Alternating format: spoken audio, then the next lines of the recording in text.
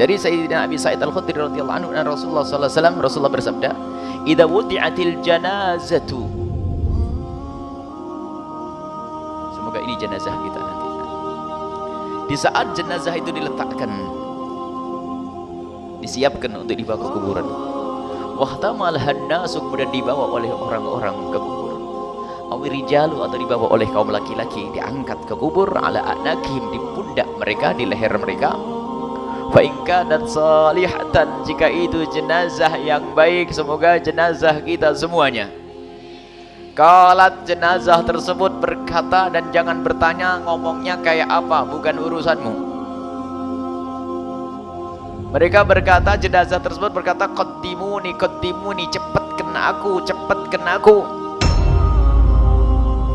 Karena ahli iman, ahli surga itu ternyata mulai dari di saat malaikat Israel datang akan mencabut nyawanya, sudah ditunjukkan surga. Wa absyiru bil jannati allati kuntum tu'adun. Lihat surga. Di saat tidak dicabut nyawanya, sehingga ia ingin bergegas. Sehingga disunahkan kalau ada mayat itu dipercepat, jangan lama-lama. Sebab kalau dia ahli surga, dia ingin cepat untuk menikmati nikmat. Kalau dia adalah orang busuk kotor, jangan biarkan orang busuk kotor di rumah. Menjadikan malaikat rahmat tidak datang itu nanti. Pokoknya dipercepat yang namanya mayit itu. Segerakan, segera. Enggak usah nunggu yang ini, yang itu. Bapaknya ditunggu, bapaknya memang nggak mau, atau ibunya, atau anaknya. Memangnya anaknya bisa menghidupkan lagi? Ya, karena kita bingung, ada satu orang meninggal dunia. Anaknya meninggal dunia, ibu megang, ya doain agar anak saya hidup lagi. Nah, doanya aneh bener nih, ini yang doa tidak bisa saya ucapin. Nah, doain agar anak saya hidup lagi. Amin. Insya Allah hidup di surga ya. Nggak bisa menghidupkan siapapun, maka percepat semua dengan doa. Percepat jenazah. Kalau dia adalah orang baik, ditunggu malaikat memberi nikmat nanti. Kalau dia orang jelek, jangan biarkan orang jelek ada di kiri kanan kita, segera. Makanya mayat itu ngomong, qaddimuni, kedepankan aku, masuk cepat aku bawa ke sana. Wa in kanat ghairu salihatin, jika itu mayat yang tidak baik, naudzubillah, ahli maksiat ya, atau orang yang tidak punya iman. Qalat, ngomong tuh, ya wailaha, celaka, celaka. Aina tadhabuna biha, kau bawa kemana ini? Ngerti dia, nggak mau dia, neraka sudah kelihatan mulai dari siapa? Wa akhriju anfusakum. Waktu dicabut nyawanya pun mereka tersiksa, dipukul-pukul oleh malaikat, suruh keluar. Pukul belakang depannya. Akhriju anfusakum. Ditampakkan neraka. Setelah itu apa? Dia kelihatan neraka, nunggu. Yasma' sautaha kullu syai'in illa al-insan. Semuanya mendengar jeritan orang tersebut dan omongan orang yang ahli surga tadi didengar oleh semua makhluk. Dalam riwayat lain, ats-tsaqalan, kecuali jin dan manusia. Karena mereka mukallafin. Burung ngerti, ayam ngerti. Kecuali manusia.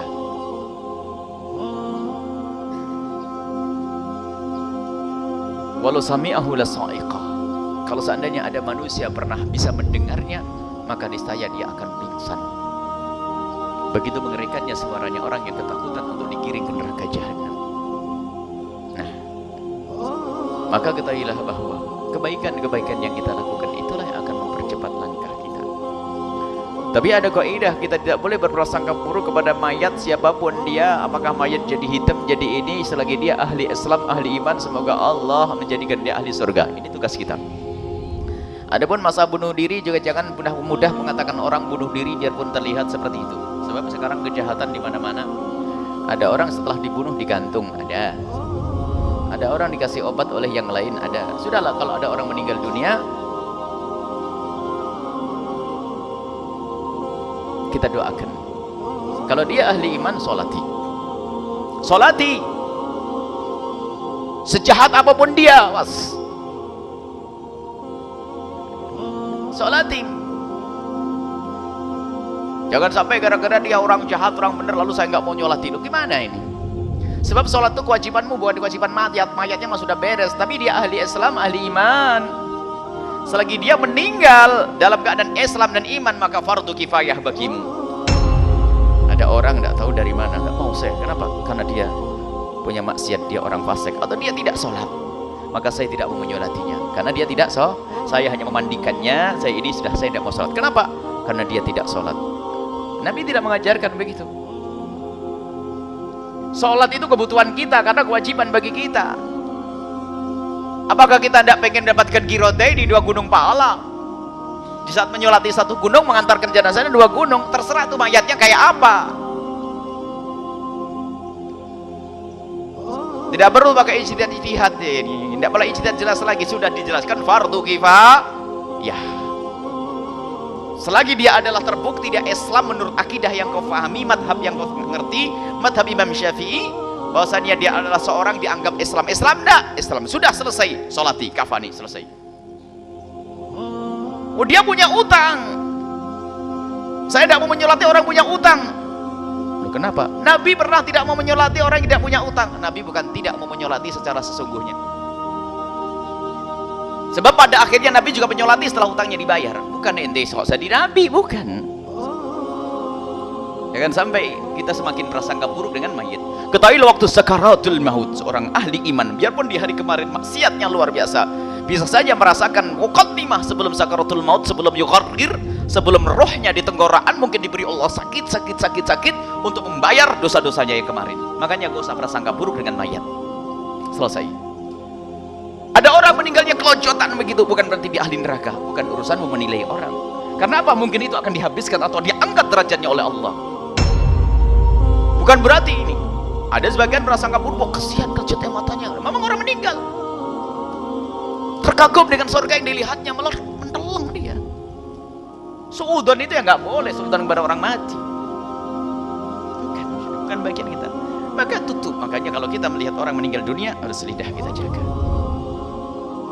Tidak boleh ngomongin kejelekannya, baik kejelekan fisiknya atau kejelekan akhlaknya. Udkur bahasina amatikum, sebut kebaikan-kebaikannya. Ustur masawi, tutup aib-aibnya.